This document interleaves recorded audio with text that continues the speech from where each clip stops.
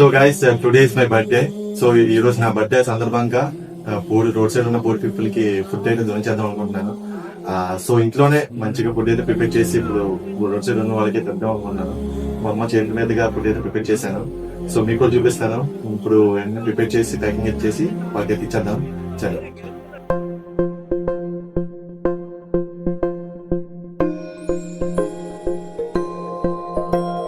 ఇదే కదా నీ కథ, ముగింపులేనిదై సదా సాగదా. ఇదే కదా నీ కథ, ముగింపులేనిదై సదా సాగదా. నీ కంటి రెప్పలంచున మనస్సు నిండి పొంగిన ఓ నీటి బిందువే కదా నువ్వెతుకుతున్న సంపద.